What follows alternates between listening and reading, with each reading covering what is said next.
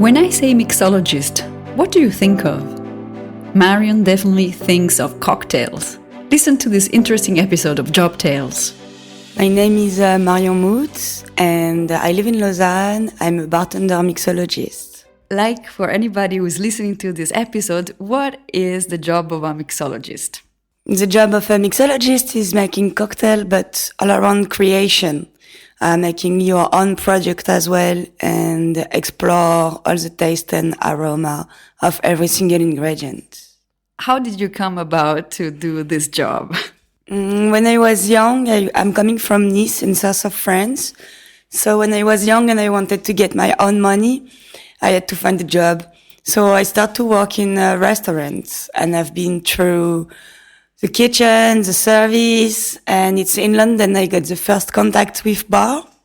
And then when my friend was making like cigar leaves infusion into rum or coriander syrup to do a spicy cocktail around guacamole, I was like, okay, me too, I want to know that. And then I left for India doing a bar school from a friend. And there I've learned the mixology, actually. That's fascinating because when I think of mixology, I actually don't think of cocktails in the first place. So this is a whole new world for me. And when you're talking about coriander syrup, and I saw a picture of one of your cocktails with a cheese on top.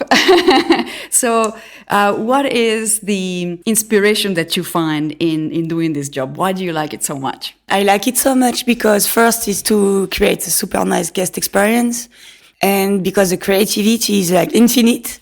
And more I go through this palette of what you can do, and more I reach on culinary cocktail, and more I just see that you can do even more and more and more, and it's like endless possibilities to explore. The picture that I mentioned was about a championship that you won. Is that correct? Can you tell me more about how this world of making cocktails work? Actually, for bartending, it's the same like for football. Every country's got a national association. Like for Switzerland, it's called the Swiss Barkeeper Union. And you have the International Association. For the bartending, it's International Bartender Association, the IBA. So in each country, if you want to do competition as well, so in each country you have obviously the national championship. And then when you win the national championship, you go to the world championship. As well, there is a lot of branding activation and brand ambassadors that are making events to support their brand, but as well to educate bartender and that everyone can meet all together. It's actually a big family, the bar. It's true that it's very social job, and also requires a lot of talent, because I am fascinated. When we had our first meeting, you told me about cocktails that had ingredients I never thought existed. So it's very fascinating. You call it culinary cocktail, right? Do you need to study for this, or can anybody do it? I think anybody can do it if you feel interested and you have the motivation to learn, because it's a lot of time, of course, learning. My first mentor always told me you need to be interested by your job, even outside of your job. I don't have any hospitality background. I never learned anything. I never did any school in hospitality. Actually, I was more going into communication. And I tried actually 3 times to reach the end of my study in communication. By 3 different ways. I was in public school, private school, and correspondence school. But at the end, everything bring me back in a restaurant or behind the bar. So that's it. You just need to find a guy that will lead you, teach you, and then after you can fly. And did you find that guy or that girl who helped you fly? Yes, of course. I met him in Goa in India. He was coming for 2 weeks to teach actually the mixology. And when he started to talk about all these things, I was like, okay, wow, you passionate me. I want to work with you. And 1 year later, I end up here in Switzerland, in Lausanne, to learn this beautiful job. And now it's 4 years I'm here, and I just keep learning every day. When you go to a mixology class, what do you learn? Like, what did this guy teach you that really fascinated you? The cool things with this school, it was that it's not like a school which is recognized by the state or something like that. It's just a guy which is passionate and always wanted to open his bar school. And he did it in Goa, which is a place I like. And that was really nice. It's like, he just tell you, you go in the market, so you can image all the spice that are there. You go to the market, you smell and you taste all the spice. And then you come back and you have to create your own bitter or your own shrub or your own infusion, your own syrup. So this was the first way, and this way was just developing my passion. What was your first job towards this direction? Actually, I was applying for this job before to go to the bartending school in India, because it was the bartending school was like in November till middle of December, and I didn't want to come back middle of December in France without a job. It's like right in the middle of the winter season. So before to go to the bartending school, I already applied for a bartender job. Even I didn't know anything about bartending at this time. So when I came back from Goa, I was in a small ski station in the southern Alps, up to Nice. And I took my first bartender job, but it was proper bartender job, not about cocktails and everything, but just it was my first step here in the bar. I was by myself. It was sports season, yes. So while you mentioned bartendering, can you tell me the main difference between a bartender and a mixologist? It's obviously from my point of view, but I think the bartender can make mojitos and cosmos and any type of cocktail in any places. The mixologist will create new drink, new product.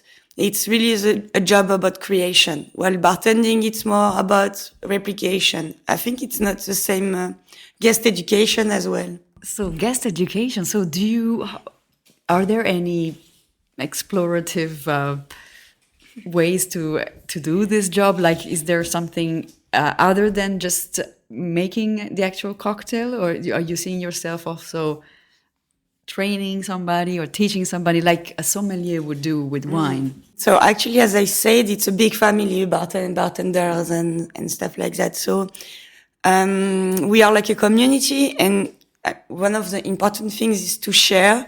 That's why there is a lot of masterclass, because before to educate a guest, you need to educate yourself to know what you are talking about one product or one ingredient. And while I'm saying educating guests, it's like about this goat cheese cocktail. Like, no one, if I just put this on the menu, people will be more reticent about ordering a goat cheese cocktail. But then if you have the way to explain it, to sell it, at the end you can sell it for like 100 times, just because it's different and you make a curiosity on it. That's awesome. Goat cheese cocktail. Okay, so this is what I saw, I believe, in the picture, or something similar. That's what is actually, if you want to describe to me, let's say I'm your guest, and you want to describe me your signature cocktail, and how do you do that? Well, I will tell you that it's like a warm goat cheese salad in the summertime in the sun in the south of France, and then you feel thirsty. And then you have this drink that goes perfectly with your salad. It's about a vodka with goat cheese. We call it a fat wash. And then you have honey syrup, lemon juice, apple juice, bitter walnuts, and fresh thyme. And on the top, nice crackers made from honey. So everything is in it, actually. So you attended quite a few championships, you said, right? What do you look for in a championship? What does the jury look for? Like, why did they pick your drink and not the one who came second or third? That's actually a good question, because every competition got its own jury. It's most of the time not the same. But as I used to say, on the same day, everyone got the same jury. I think that for this championship, it's been mostly the originality of the drink. I think it's the first time they've seen a drink like that. So this has been a big point to me. But when I go to competition, I'm looking for the adrenaline. Before I was doing a lot of sport, but that's a long time ago now. And I was as well doing competition and international competition. So I think it's something I have in me. I need to compete to get stress and adrenaline, and I need to fight against my stress. It's like a personal challenge. On the day of the contest, yes, I think they are looking for the best presentation, the best technical skills, the best argumentation, the best taste, the best balance. Everything is watched from close. Are there gourmet bars where you can actually present your signature cocktails, like I would say like a 3-star Michelin restaurant? I think I'm more like a cocktail bar person. If I go to a 3-star Michelin bar, I used to work in a Michelin star restaurant as waiter, because I like when it's rigorous, fine. But if I go to a bar, I want to have more possibilities, need to be more open. I know I can like take this bottle and pour this into my shaker, and I know it won't be complicated behind with the cost, So cocktail bar is really more your dimension and your where you feel best, right? Okay. And how long does it take to make a really good cocktail?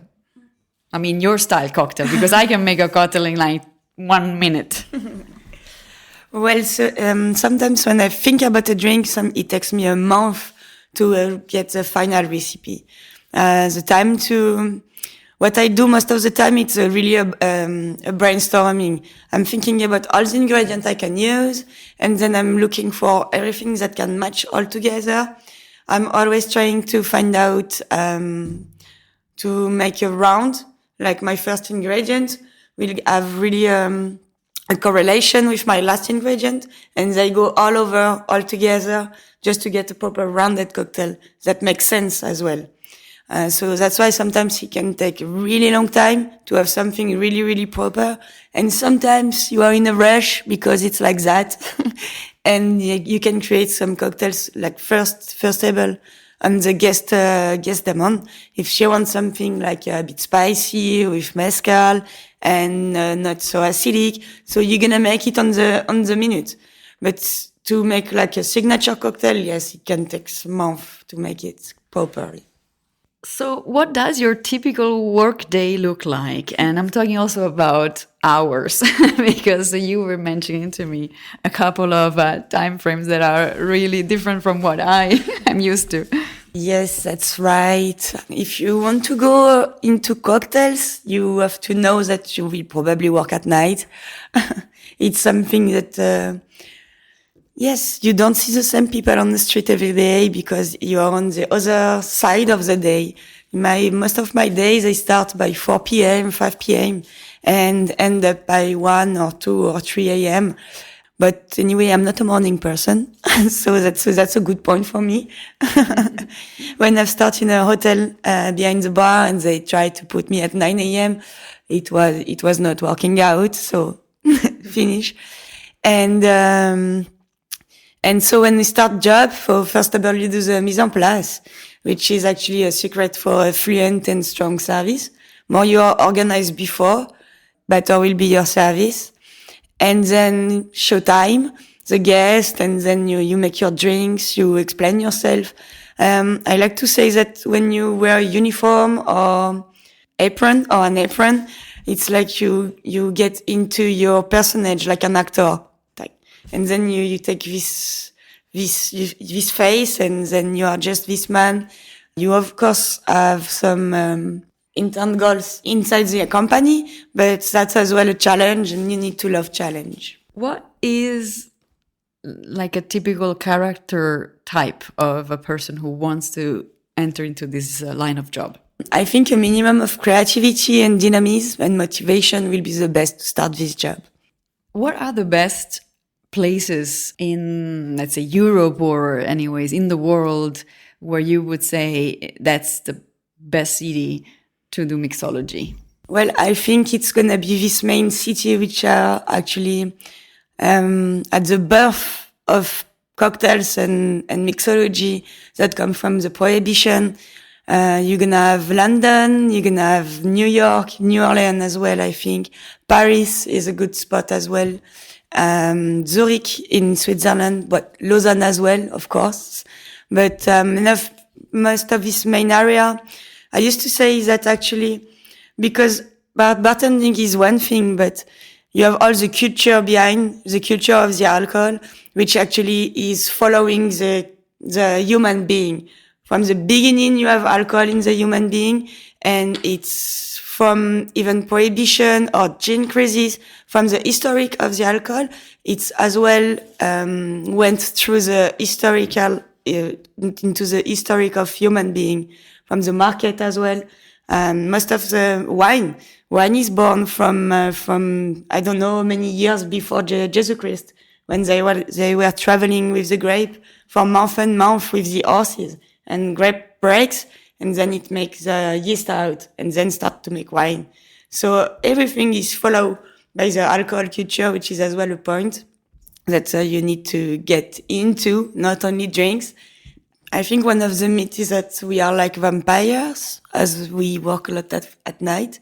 But this is just a myth. We can see the sun sometimes, I promise.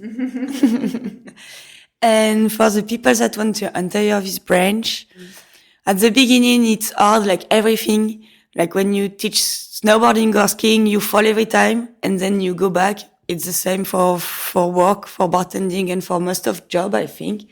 So don't give up, and just find your place where you are with the right people around you. It's not because you don't fit in one place that you won't fit in another one. So just be patient, take your time, and keep working. If you come across interesting jobs you would like the world to know about, drop me a line, write me on Instagram, contact me on Facebook, call me. In 2 words, reach out. Bye!